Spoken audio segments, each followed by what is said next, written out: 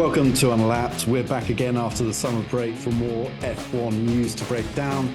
It's just me, Laurence, Edmondson, and my fellow ESPN F1 journalist, Nate Saunders, this weekend because Katie George, our usual host, is actually in Ireland for the College Football Classic, so closer to us geographically, but sadly not on the podcast. She will be back soon, though. Nate, we've just arrived here in Amsterdam, which is very close to Zandvoort Circuit. How was your summer break, most importantly, and are you ready for another 10 races of F1 action? Yeah, it's come around pretty quickly, I've got to say. Yeah, the summer break was good. Had some nice downtime. I think it's nice, in any season that you get this kind of a bit of a lull in the competition, especially when we've had a run of those races that we did. Because I just think it builds the anticipation back up. There's so many races before the break. And Zandvoort, the circuit itself, maybe isn't the most thrilling circuit. We had a good race last year in the rain, but I think this is as a venue to kind of kick off this second part of the season. Max's home race, it's always a sea of orange. It's always a great place to come. So yeah, really pumped for the weekend. And yeah, I think a lot to talk about because yeah, in those 4 weeks we've been away, things have kind of been simmering away a little bit, haven't they?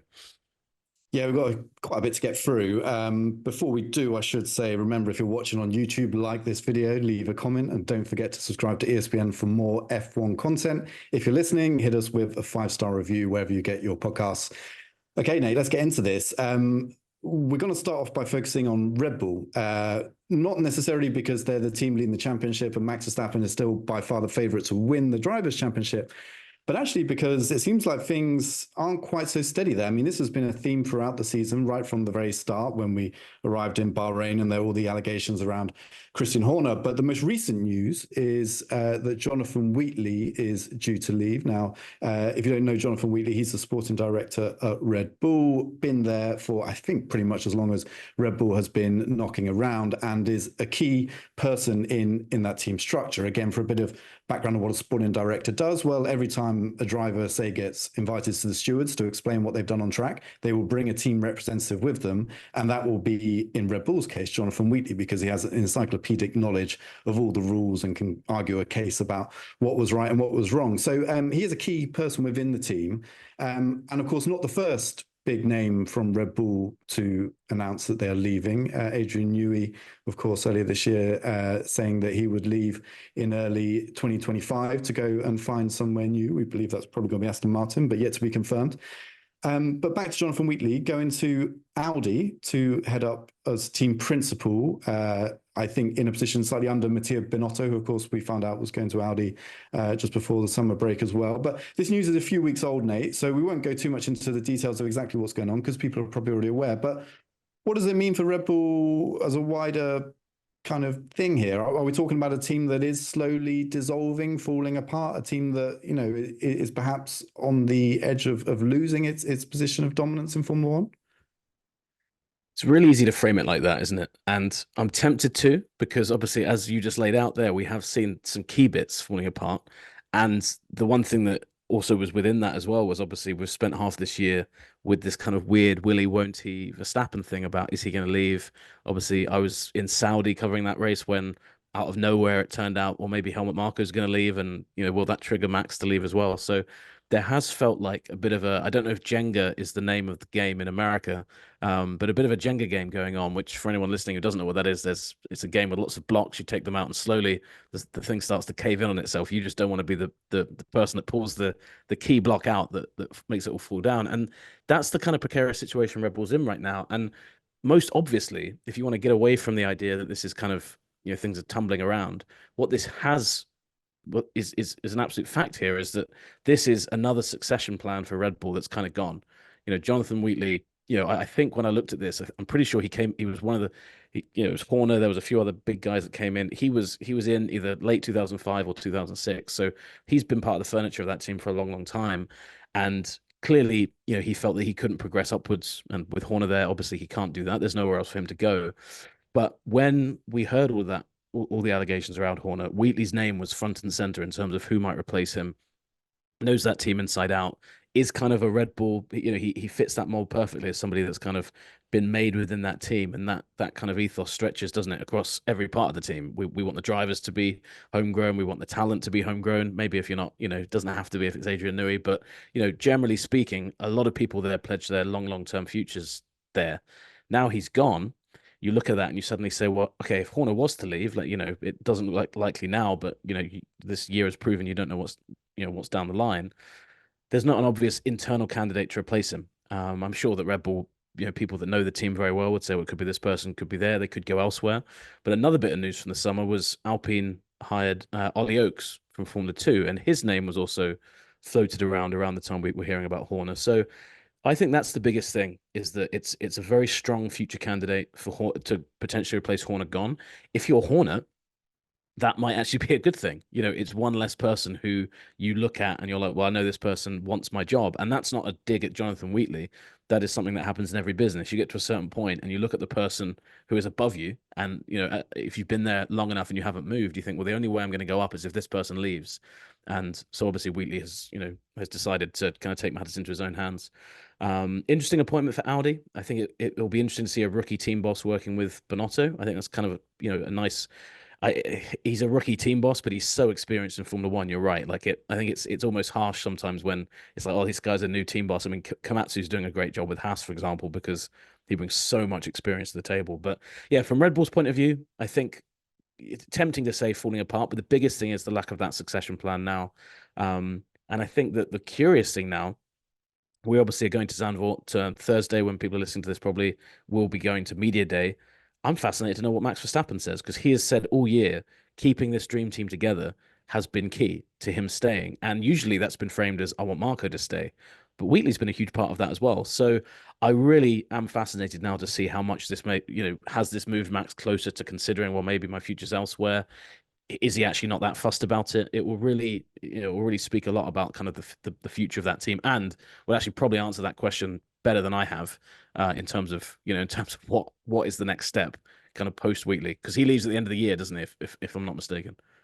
Yeah, I believe that's right. Yeah, I mean, the Verstappen question is interesting, isn't it? Because it continues to hang around. I mean, he said quite clearly it was in Austria this year that he will be at Red Bull next year, but he didn't really talk about it in terms of his full 2028 contract. And I know that he has said before that, he intends to stay there, but it's always with this kind of clarification or kind of add on that it's with the team continuing to be successful and the performance continue to be there on track.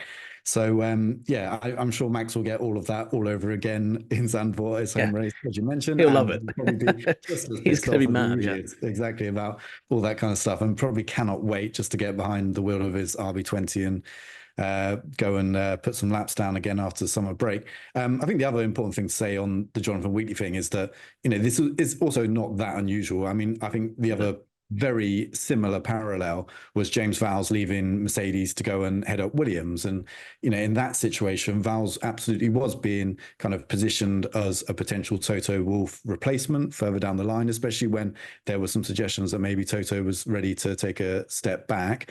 And of course, Vowles got offered the Williams job. And when you're in that position, sporting director or Vowles' position was a little bit kind of broader. Obviously he had the strategy role, but it's broader than that, even within Mercedes.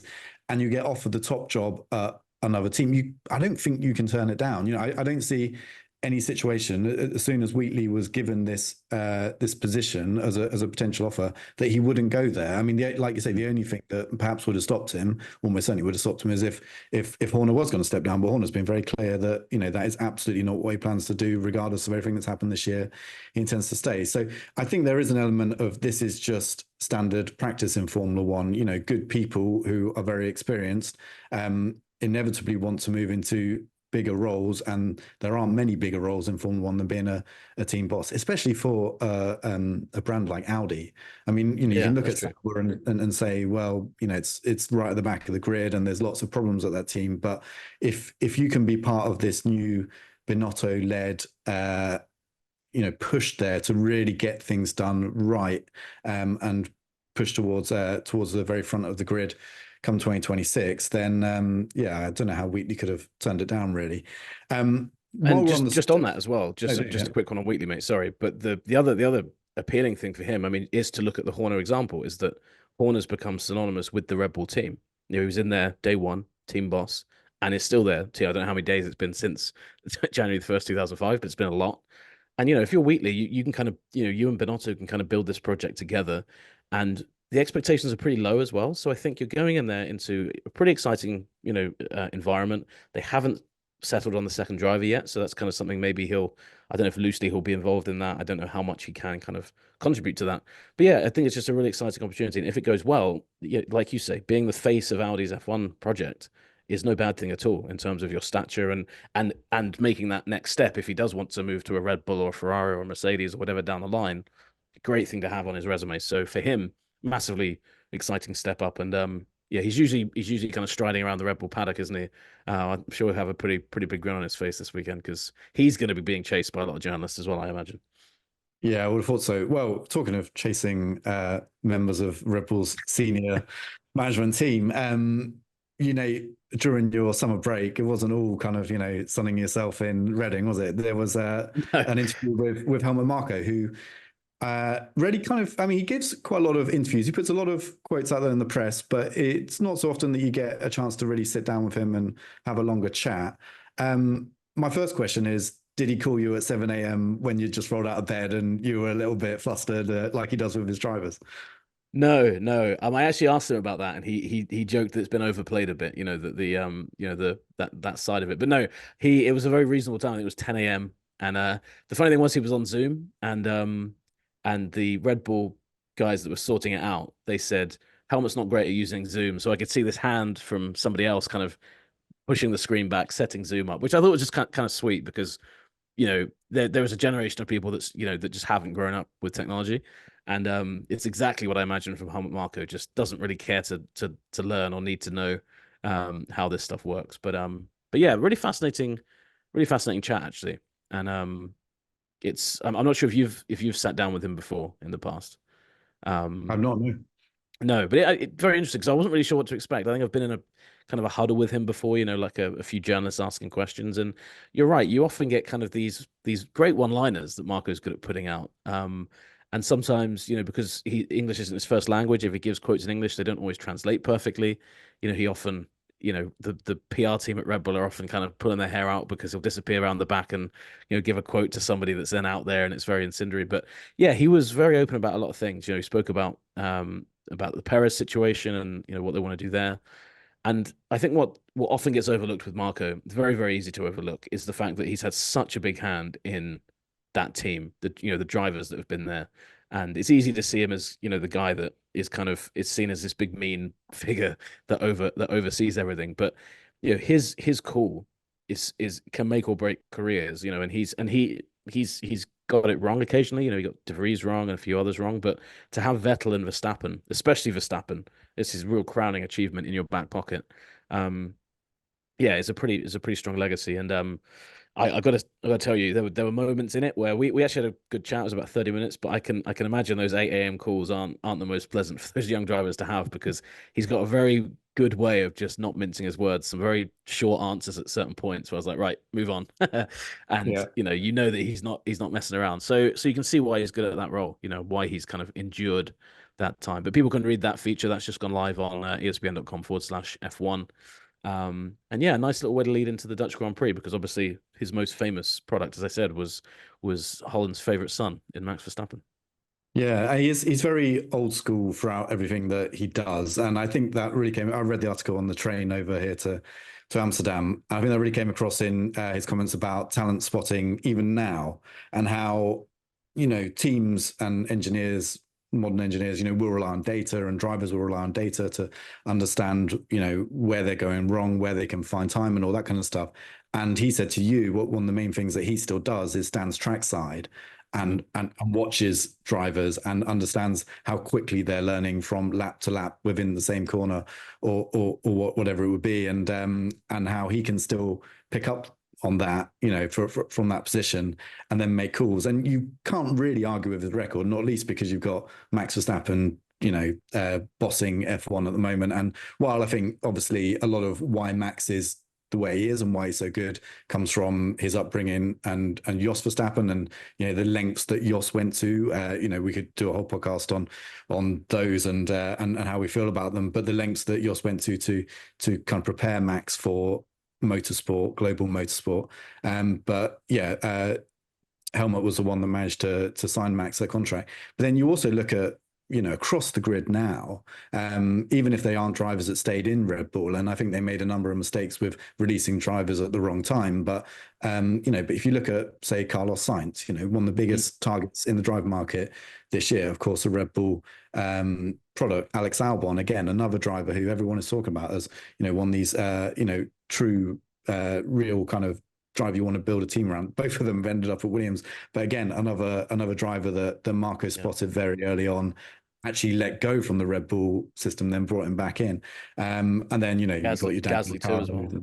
Gasly, of course. So yeah, I mean, you just look up and down the grid now, and you think the impact in terms of one person being responsible for bringing talent into Formula One, and kind of whether, again, you agree with the methods or not, but kind of preparing these drivers for the very top and for some really, under pressure situations that they go through. I think Helmut's way of doing it does bear results. So yeah. One quote actually that I end up with so many quotes. I'm actually tempted to write another follow-up piece next week, because there's a whole other kind of section on how he deals with young drivers, like on a personal level, which I thought was great. But one thing he said as well that didn't make it in there, and again, I've got this whole document that's just going to stay open all weekend. I'll show you it when we're sat together at the media center. He said we get this rap for not having drivers, but or being mean, harsh to drivers. But he said about 98% of drivers that we've worked with are still racing. They're not in Formula One, but they're still racing. And I think you can go through other categories and look. And the quote I did use, that is a kind of the lead quote, which I thought was fascinating, is that he said the biggest thing he's noticed now is every kid and their parent thinks they're the next Max Verstappen. And they're going out, they're driving in the rain, they're trying to do all the things that Max did. And he said, well, we're not trying to find the next Max Verstappen. We're trying to find the next world champion. We're trying to find the next great Red Bull driver. You don't have to be like Max to do that. So I thought that was pretty interesting. And the data thing I thought was great, because I can just imagine him sat there with like a pair of binoculars trackside and ignoring all these kind of anoraks that are working in the garage looking at the data. And actually, I think those two things together, you need to kind of appreciate both things, don't you? The kind of the raw feel of that driver's great lap to lap.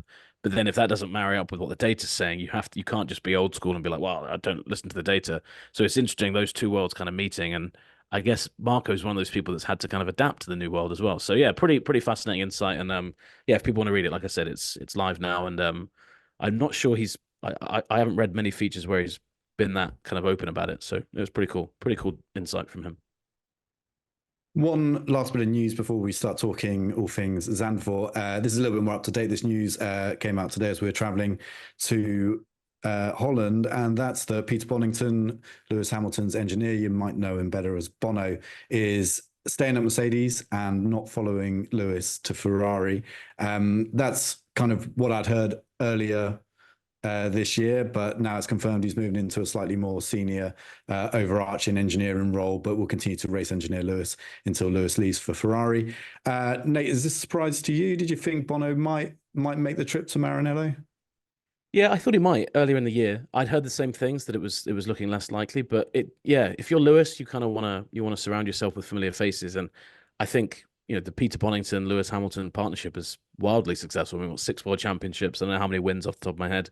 And it's kind of got this kind of cult status to it now as well, hasn't it? But I mean, I think that the thing, if you're a driver of Lewis's caliber, you can go and work with someone else. And they have, I think this is a bigger piece of news really for Mercedes than it is for Lewis. I think Lewis will say, okay, well, I'm happy that Bonington's got the job.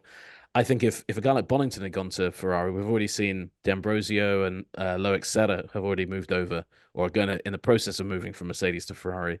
If you get a third person or a fourth person doing that, it does suddenly start to look like, oh, everyone's just joining Lewis, and it's kind of this exodus of people. So I think Mercedes will be pleased with that. But I guess time for a renewal for Lewis in terms of who he works with.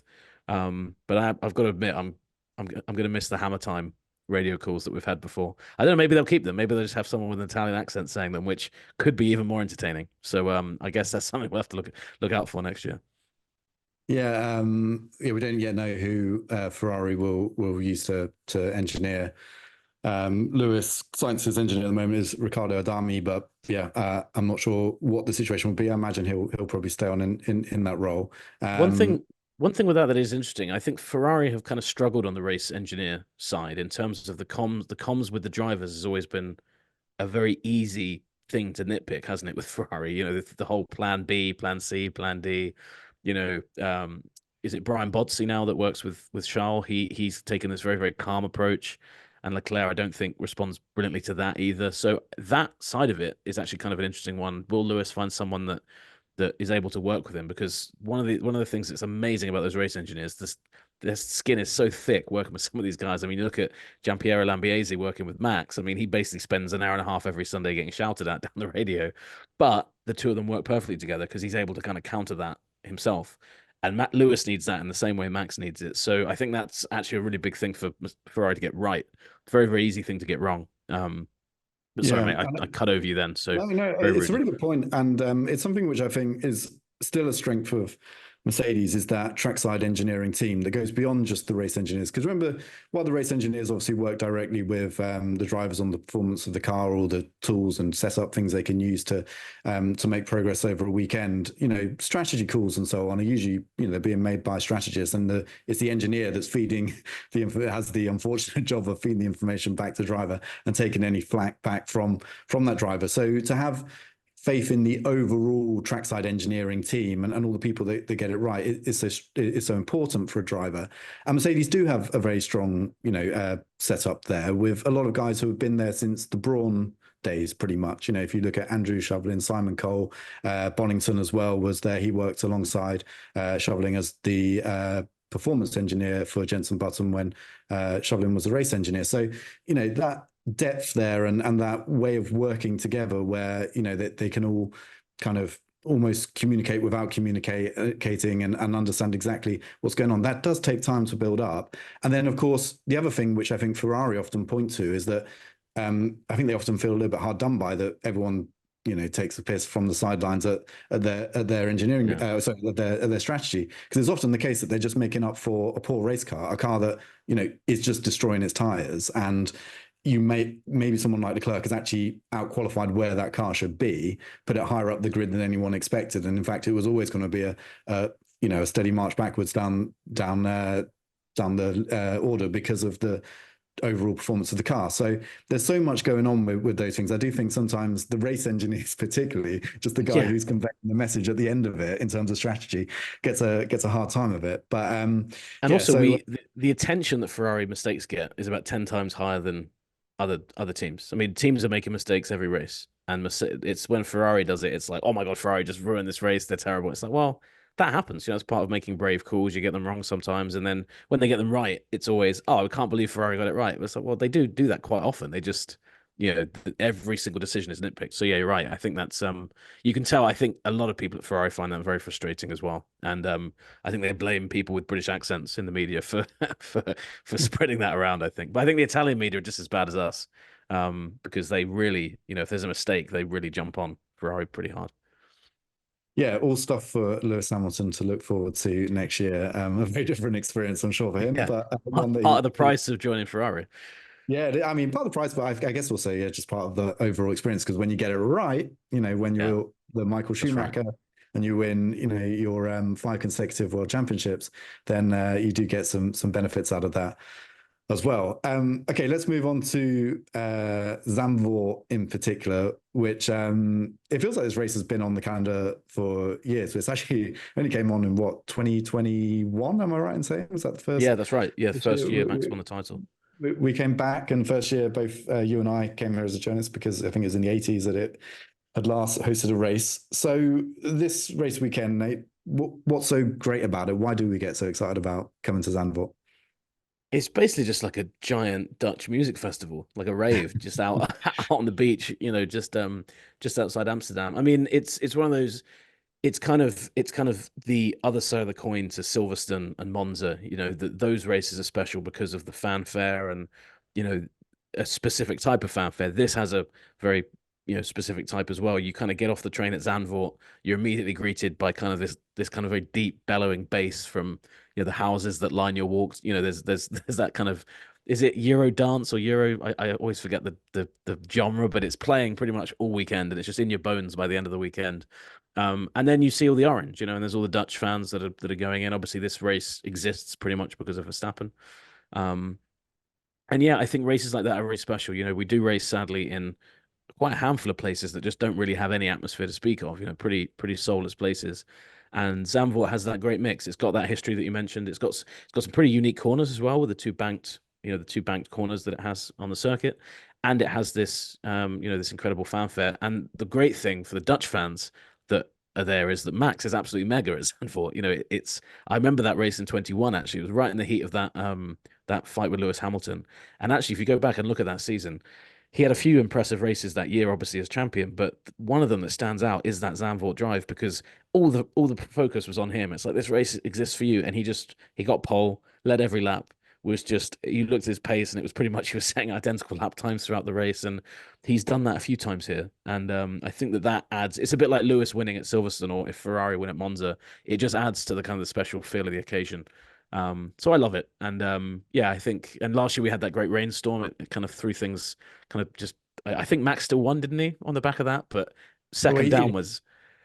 he's won every time since He we've has, returned to yeah. 2021. I was about to say that, and I thought, Right. hang on, has he lost here? But yeah, so he's unbeaten. That's quite a record to be defending. I mean, I guess this is the big question going into the weekend: is can Max do it Yeah, again, keep the run going? Of course, he hasn't won. How many is it? Five races now. He hasn't won a Grand Prix. yeah, that's Um, right. Stretching back to was it Spain? It might be Spain. Yeah, it's only one. See, this is the problem with the summer break, Nate, is that you go away for a few Yeah, weeks yeah, and you ruins get everything. everything that Spain happened. was Yeah, probably the last one he won, no? Or Canada? No, Canada maybe. I forget which way around those were Canada, he now. also won. I'm gonna cheat and check. Yeah, you're right. So Spain, he won. Of course, Austria was the following race where it looked like he had a shot at winning it, then had that poor pit stop, clash with Lando Norris. George Russell went on to win. British Grand Prix, of course, we had Lewis Hamilton win at home. McLaren dominated in Hungary, and then in Belgium we had George Russell cross the line first, but then get disqualified, just to bring everyone back up to date, and indeed ourselves, because I feel like we need a bit of a refresher there going into this weekend, Nate. And So imagine Miami, or before Miami, even when Max won 4 of the first 5, saying unimaginable. later this year there'll be 5 straight races where, and let's face it as well, you take Austria out of the equation, 4 of those he's lost on merit. He hasn't lost because there was rain or safety car. He's lost on merit. It would have been, you're right, unimaginable. So the fact we're at this position is incredible. And that whole season, sorry, that whole first half of the season felt like kind of 2 different seasons kind of rolled into one. So yeah, pretty amazing that we're here. And it's probably the first Dutch Grand Prix that I'm not convinced he's going to win at this point, looking into the weekend. Yeah, I think that's fair to say. I mean, again, as a reminder, he has a 78-point lead over Lando Norris. And, that's the weird thing, is that we do have this season, first half of the season, that's been split into 2 very distinct periods. One where it's been very competitive, one before that where Max and Red Bull were dominating. But had, say, Lando emerged as the clear, competitor, I think we would actually have a championship challenge, or a much closer championship challenge, going into these final 10 races. But it's because it's been so spread, which makes it incredibly difficult to decide who's going to win, and or predict who's going to win, which we will do later in our prediction section.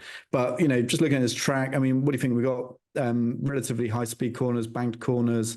Is this do you think it's McLaren? Do you think this one where, I feel like this one where maybe Red Bull can actually show well, and also one kind of where they have to, because if you look at where we're going next, Italy, Monza, you got back to curb riding, something which perhaps Red Bull have found a solution to, but certainly was struggling with at the start of the year.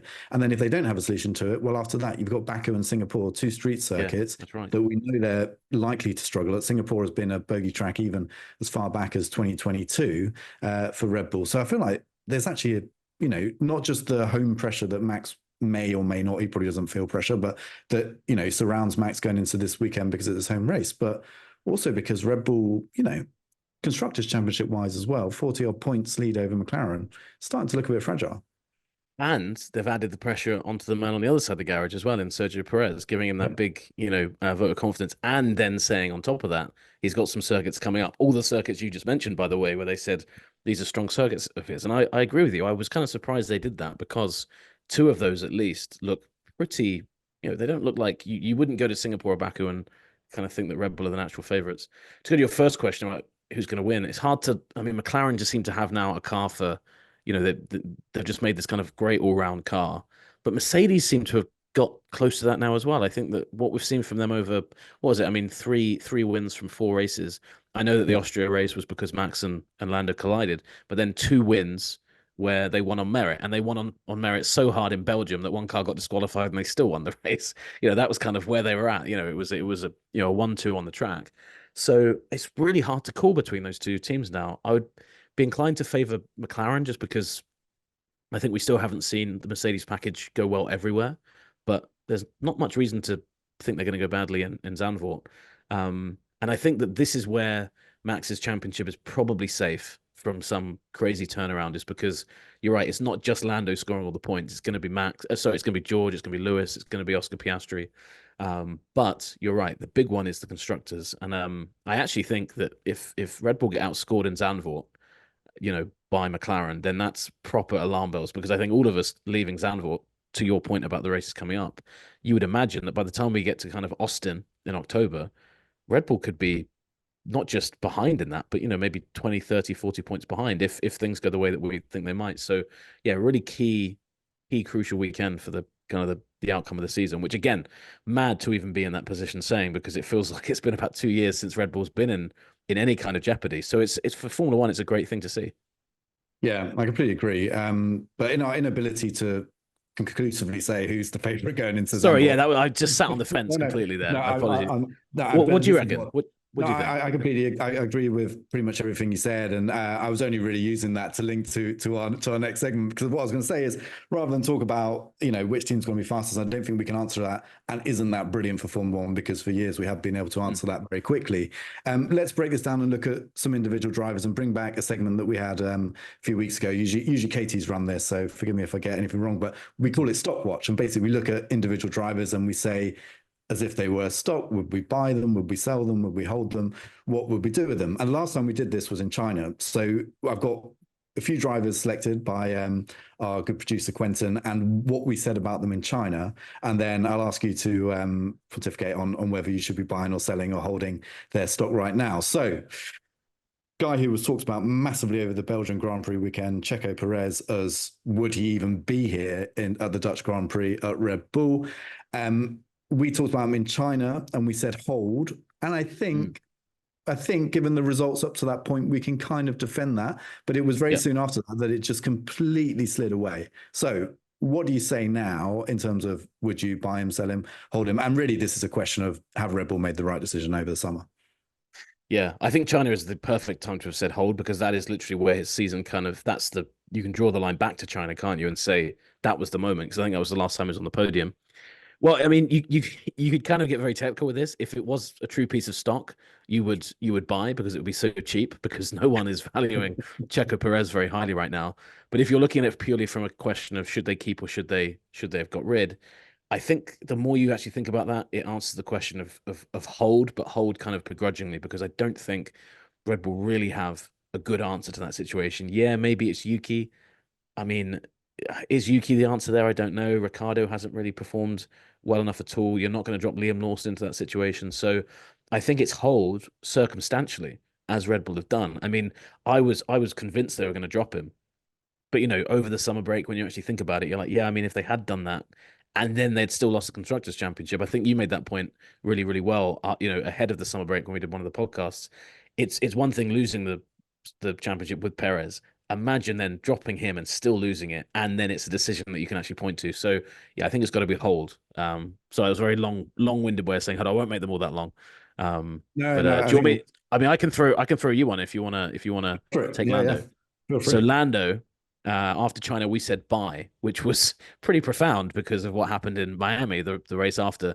What do you think now? Buy, sell, or hold at this point? I'd say keep on buying. Yeah, I think we got that absolutely right. We'd be sitting on a nice chunky kind of windfall off the back of that decision to buy in China, because of course he went to Miami, won his first race. I mean, there's still some questions around Lando, and I think the biggest one is actually how well Oscar's performing in the car next to him.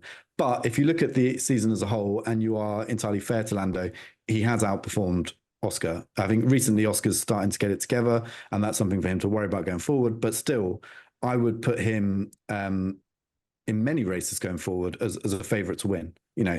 You've always got back there. you've now got Lewis and George potentially, if the circuit's right for Mercedes. But I think, Lando and Max, the two that you're always saying, any given race, given the cars they have, given how good they are, they can win. So I'd double down, reinvest some of the profit we made off him buying big in China and continue to invest some money in him. Lando coin. You invest in Lando some Lando coin. Yeah, no, I would agree with that. I would agree with that completely. So here's an interesting one. Danny Rick. Now, Oh yeah, that is tough. I feel like the whole season has been a question of what's happening to him long term, even at times what's happening to him short term. After China, we said bye. I can't remember the exact logic behind that, but I think he got a new chassis, didn't he? That's in right. China. That was the race when and he showed just some signs of turning it around a little bit. Yeah.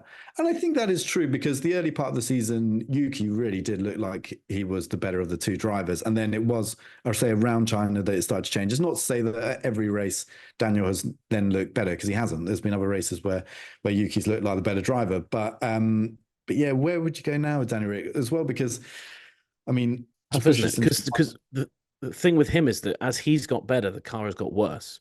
So he's kind of missed that opportunity to do what Yuki did and score some good points at the start of the year. If you look, they've dropped down the order.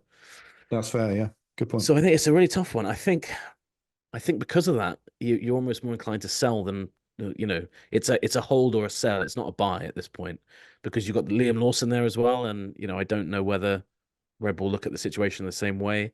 And it's never great, is it? I mean, Ricardo was in that weird position before the break where we were simultaneously hearing maybe he'll replace Perez, but also maybe Lawson will replace him for good at Red Bull, and Perez will keep it. Sorry, at RB, and Perez will keep his. It was very strange. It was like they didn't know what to do with him, and they kept saying, "Well, we need one more good race from you." So the signs haven't been that encouraging. I'd love to say bye because I'm a big fan of Ricardo staying on the grid, but yeah, this season's just not been what people have expected.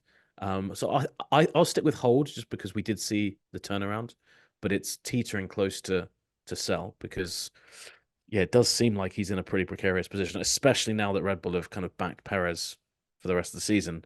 The focus is now it's Ricardo Lawson kind of head to head, if you want to call it that, because Lawson's not racing himself, but you know what I mean? It's like the two of them seem to be going for one seat alongside Tsunoda next year. So yeah, I'd say hold, but I think that's just the Ricardo fan in me coming out and being biased. So, another one that we got, I think this is aged pretty well as well. Lewis Hamilton after China, we said sell a few shares and hold the rest, which I think, if I remember correctly, from answer by sounds of it, typical of us.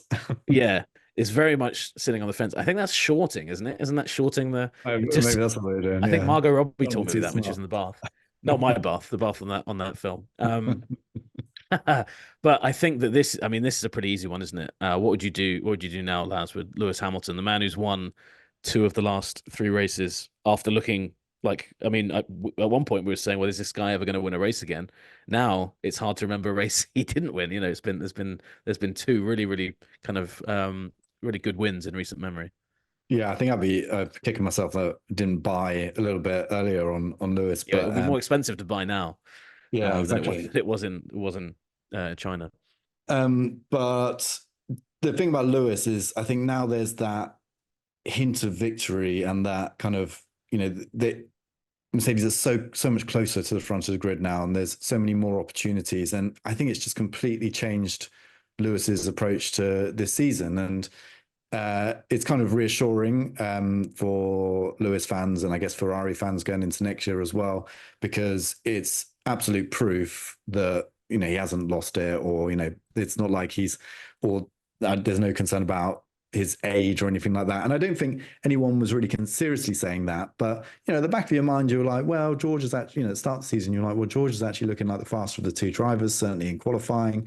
Is Lewis struggling to adapt to this new type of car that was brought in 2022 because he hasn't won a race since then? But yeah, I think it's just that ability to access something else inside him, something deeper, that real competitive spirit that comes out when Lewis is right at the front. And I think to see that is proof that if he wants to hang around for obviously the next 2 years at Ferrari, but even beyond that, I feel like he's just got so much depth in his talent that he can do it as long as he's motivated to do it.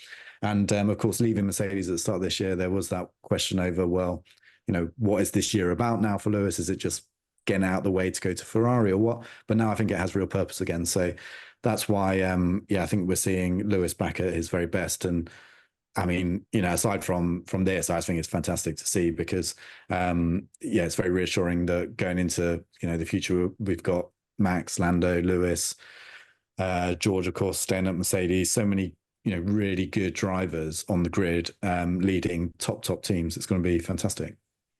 Yeah, and you never want to see a washed-up former champion in that sense. I remember when Schumacher came back with Mercedes. Obviously, it was a very different situation, but you never felt like you got the same Schumacher, did you? And there's been times when, I think Alonso is similar to that what you mentioned. That when he's always great, Fernando, but when there's a chance of a podium, I feel like that level steps up, that motivation, that hunger's there, which is completely natural as well.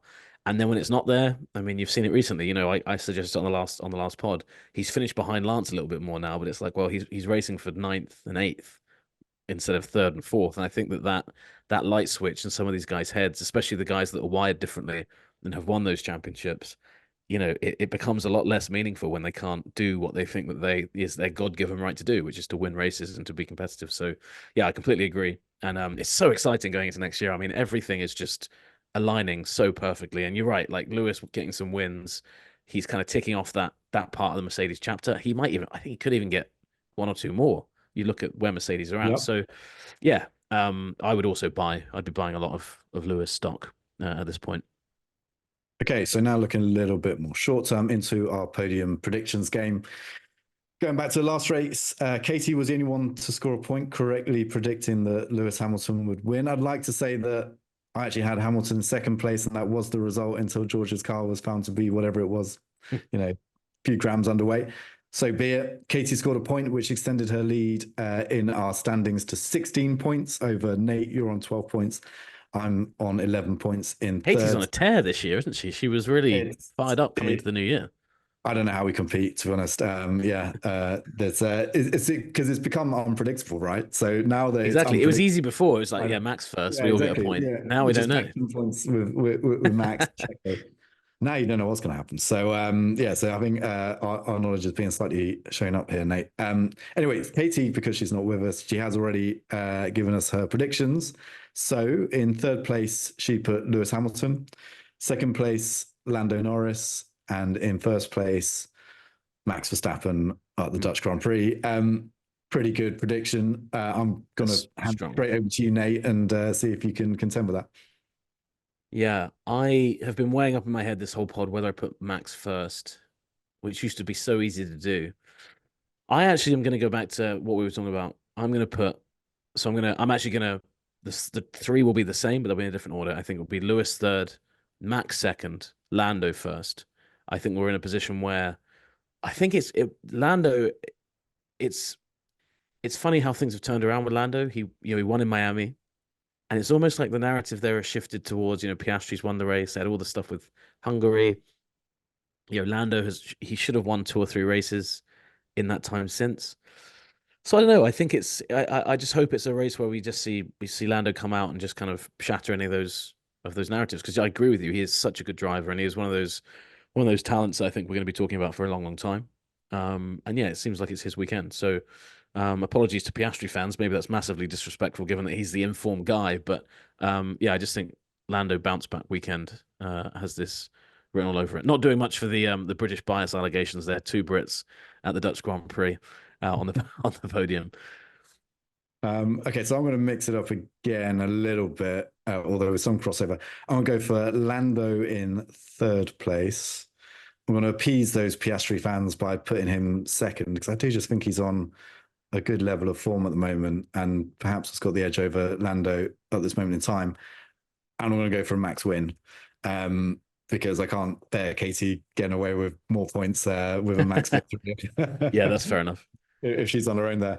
And I still think it's very likely that Max wins here, isn't it? I don't know. It's just something about the Dutch Grand Prix and him. And I feel like, if the Red Bull is going to suit a track, it's probably going to be this one. So, quick one for you, though, that I think, and it's telling he's not featured on our podium predictions. big race, as we said, for Perez. Where do you think Perez finishes this weekend? Because I feel like a top 5 finish for him. I mean, it depends on the circumstances of the race, right? But he needs to, at the very least, be top 5 here, really, doesn't he? To kind of quieten some of that noise. I mean, a podium would be an amazing return. Can't see it happening. But where do you think? I mean, do you think that he can be up there, or do you think it's going to be more of the same? Yeah, I don't think there's any particular reason to believe that this is going to be some kind of breakthrough race for him. But he does need Agreed. to steady the ship a bit. And I think that having that vote of confidence might help a little bit. There was also talk when Horner made that announcement that, oh, well, there's a lot of races coming up that are going to suit him and stuff like that. So maybe they know something about, the way that he's driving and the car and the setups they're going to use going into Zandvoort that is going to help him. But you're right. I would say, top 5, absolutely. I think top 6, passable, because it is so competitive among those 3 teams that, even if, as long as you're in the mix for anywhere in the top 6, you've done what is the very least expected of you. But I still can't see him getting onto a podium just because the competition's so good. Piastri, Norris, Hamilton, Russell, Yeah, and you're Max. right. Got to beat all Yeah. those drivers. And I don't think he's anywhere near the form of a single one of those drivers at the moment. No, I think you're spot on. What was fascinating is we've kind of had it hinted. Well, I guess we'll get it confirmed, won't we, ahead of the race? But there's been the suggestion they'll move back towards the setup, or at least the car spec as it was in China, which I'm not sure exactly how much they will change, because obviously upgrades kind of work. You upgrade the whole philosophy as you go. But it'll be interesting to see if they've found, or they think they've found, a setup for him that is more workable, because clearly the kind of car that Max can deal with isn't the car that many other drivers on the grid can deal with. That's not a knock just to Perez. I think there's a lot of drivers that you drop in there and would struggle. So I agree with you. I think top 6, yeah, top 6 would be passable. But he's not even been getting that. I mean, he was there, wasn't he, in Belgium? But that was pretty disappointing given that he started second. So yeah, no extra points for that one. But be curious to go back and look at this retrospectively, how harsh or how kind we were to Perez, because he could finish outside the top 6, and then it's a pretty bad weekend. Yeah, it would be. I mean, that's interesting you said about going back to a kind of pre-China style Red Bull, because they've not had the progress that they should have had from the upgrades they've bought basically from China onwards. And so, they're not alone in that. There's a lot of teams that have struggled a little bit. Ferrari quite clearly have kind of gone round in circles a bit, had to go back in, the British Grand Prix, they went back a spec to try and find out some solutions. Even Mercedes' latest upgrade, that they brought to Belgium didn't work on Friday. So, they kind of shelved it, and we're going to look at it when they could, this next race in the Netherlands. So, it is so complicated with these cars, and the closer we get to, I think, this ceiling of their performance, the easier it is just to disrupt something in the car in general, and then have a car that's either incredibly hard to drive or just doesn't have the performance gain that you should get from your upgrades. Meanwhile, if your competitors are McLaren, who seem to have a very steady flow of upgrades that are working, or Mercedes' big jump from basically Monaco onwards is where they started to unpick it, then yeah, you're in trouble because you're kind of going backwards. Anyway, all stuff we will find out over this weekend. Nate Saunders and I will be on the ground in the Netherlands to bring you all the news, so keep it tuned to ESPN.com to follow that, and we'll talk to you again after the race.